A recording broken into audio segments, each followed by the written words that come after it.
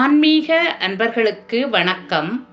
ஸ்ரீ லலிதா சகஸ்ரநாமத்தின் 18வது திருநாமம் பக்த்ரலக்ஷ்மி பரிவாக கலன் மீனாபலோச்சனா.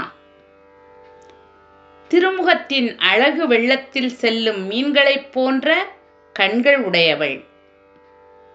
முதலில் முகம் மதியாகவும் பின் மன்மதனின் மங்கள வீடாகவும் வர்ணிக்கப்பட்டது. இப்போது அம்முகத்தின் அழகு வெள்ளம் புகழப்படுகிறது. வதன சௌந்தர்ய லகரி, முகத்தின் அழகு வெள்ளம் என்று ஆதிசங்கரர் குறிப்பிடுகிறார்.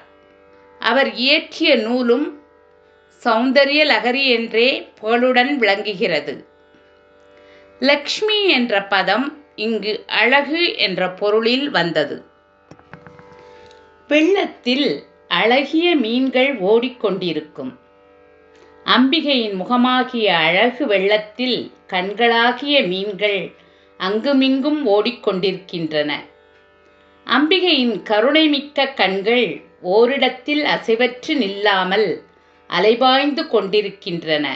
அதாவது பலருக்கும் அருள் செய்ய ஓடிக்கொண்டிருக்கின்றன என்பது கருத்து. அங்கேயர்கண்ணி என்று புகழ்பெற்ற அம்பிகையின் கண்ணழகை வாக்தேவிகள் வர்ணிப்பதில் வியப்பில்லை. நன்றி.